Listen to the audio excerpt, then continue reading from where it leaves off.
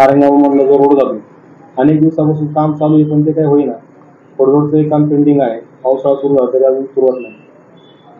संथ गतीने काम चालू आहे. खरं तर वारंवार सूचना देऊन सुद्धा कॉन्ट्रॅक्टर काही काम करायला मागत नाही. पण त्याच्या मागची भूमिका काय आहे किंवा का कशासाठी हे एवढं संथ गतीने चाललंय मला माहीत नाही. परंतु हे दोन्ही रस्ते होणं खूप गरजेचं आहे. आणि खरं तर विनंती आहे अधिकाऱ्यांना की या संदर्भात मी खरं तर जाधव साहेबांशी सुद्धा मी 2-3 वेळा बोललो की साहेब हे लवकरात लवकर झालं पाहिजे. त्या संदर्भात खरं तर ते म्हटलं की आपण यात्रेच्या आधीच हा रस्ता पूर्ण करू. पण अजून ड्रेनेजच पूर्ण नाही, रस्त्याला तर अजून किती दिवस लागतात माहीत नाही. परंतु मला काही त्याच्यात थोडं काळबेळ असावं की काय अशी शंका येते. इलेक्शनच्या तोंडावर काम दाखवलं म्हणजे किमान नारायणगावात सांगायला एखादं काम असावं यासाठी ते संथ गतीने चालू आहे की काय मला माहीत नाही. परंतु मला वाटतंय की तशी थोडीशी शंका आहे की नारायणगावात एखादं मोठं काम दाखवायला असावं म्हणून कदाचित ते इलेक्शन लागलं की पटापट काम चालू आहे. काळबेर म्हणजे नक्की काय? मग हेच ना की इलेक्शन लागल्यानंतर एखादं काम तरी आपलं दाखवायला पाहिजे नारायणगाव मध्ये, म्हणून ते काम संथ गतीने करून इलेक्शनच्या तोंडावर मग ते काम पूर्ण करण्यासाठी प्रयत्न करणे. वारवाडीचा रस्ता झाला मात्र इकडल्या रस्त्याला एवढं विलंब का?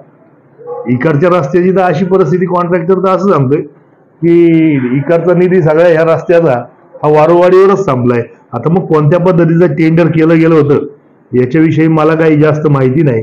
पण निश्चित स्वरूपात त्याविषयी माहिती घेऊन काय करता येईल हे पाहिलं पाहिजे. आपण अनेक प्रश्नावर आक्रमक भूमिका घेत असतात पण या प्रश्नावर आपण तेवढं आक्रमक दिसत नाही. आक्रमक भूमिका घेण्यापेक्षा काम होणं गरजेचं आहे. काम चालू केलंय त्यांनी, आपण सातत्याने पाठपुरावा करतोय. बरं त्याच्यात अडचणी पण आहेत, थोड्या पाईपलाईन आहेत, ड्रेनेज लाईन आहेत, परंतु तरी सुद्धा खूप संथ गतीने काम चालू आहे. आक्रमक भूमिका निश्चित स्वरूपात घेतली जाईल कारण जी कामच होणार नाही तिथं आक्रमक भूमिका घेतली पाहिजे. काम तर चालू केलंय. मध्यंतरीच्या काळात आपण ग्रामपंचायतमधून निधी दाखवून रस्ते दुरुस्ती केली होती. परंतु आज पावसाळा चालू झाला नागरिकांना प्रचंड त्रास रोडला होतो. आता काय त्यासाठी हा मग आता नाहीच तोपर्यंत पावसाळा संपेपर्यंत रस्ता झाला तर ग्रामपंचायत नारायणगाव त्याच्यावर एक लेअर टाकून घेईन डांबराचा. त्याला काय पर्याय शेवटी आपली लोक आपले नागरिक आपल्या नागरिकांचं स्वास्थ्य महत्वाचं आणि त्यासाठी निश्चित स्वरूपात मागच्या वेळेस आपण केलं. मला त्यावेळेसही म्हटले अरे रस्ता होणार आहे म्हणलं जेव्हा होईल रस्ता त्यावेळेस होईल. खड्डे बुजवणं गरजेचं होतं त्यावेळेस ते बुजवले. अपूर्णच असताना इकडे जुन्नर रस्त्याचं काम पण चालू केलंय आणि ठेकेदारही तोच आहे. मी तेच म्हणतोय ना, ते ठेकेदार असं खाजगीत सांगतोय की सगळे पैसे मी वारवाडीवर खर्च केलेत. नारायणगावच्या बाबतीत मी सातत्याने ओरडतोय. स्थानिक लोकप्रतिनिधींचा सातत्याने नारायणगाव बाबतीत दुजाभाव आहे. मग ते हे सिद्ध होते का? मला वाटतं हे त्याच्या वक्तव्यावर सिद्ध होत असं. नारायणगावच्या बाबतीत पुन्हा एकदा ते जर उद्घाटन होऊन वर्ष झालं मला वाटतं आणि वर्ष होऊनही काम होत नसेल याला काय अर्थ नाही. तुम्हाला म्हणायचंय आमदार अतुल बेनके यांचं नारायणगावचा जो काही विकास आहे विकासाकडे दुर्लक्ष आहे ते जाणीवपूर्वक दुर्लक्ष करते असं म्हणायचं.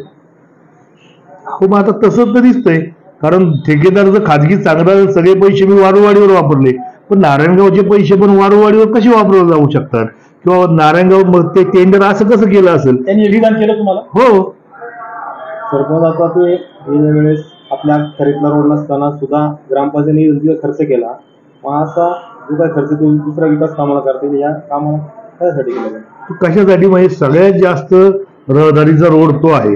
नारायणगावकडं ह्या 2-3-4 गावांचा रस्ता जोडणारा रस्ता तो आहे. तिथनं येणारी लोक जर नारायणगावला येणार असतील आणि जर तो रस्ता करणं गरजेचं असेल तर पैसे हा दुय्यम भाग आहे. परंतु सर्वसामान्य लोकांचे हाल अपेक्षा ह्या सर्वप्रथम आहेत आणि त्यासाठी ते करणं गरजेचं आहे. ते करणं. तुम्ही त्या ठेकेदाराला किंवा संबंधित अधिकाऱ्यांना काय विचारलं? मी तेच सांगतोय. खाजगीमध्ये त्यांनी मला हेच सांगितलंय की ह्या रस्त्यासाठी आता पैसे शिल्लक नाहीत. तो रस्ता होणारच नाही म्हणायचं असं सध्या तरी चित्र आहे. मग आता पैसे शिल्लक नसते तर खाजगी तो ठेकेदार कशासाठी रस्ता करील? मग तुम्ही कालचा आता तो उपसरपंच म्हणून काम पाहताय तुम्ही हा प्रश्न विचारला का नाही?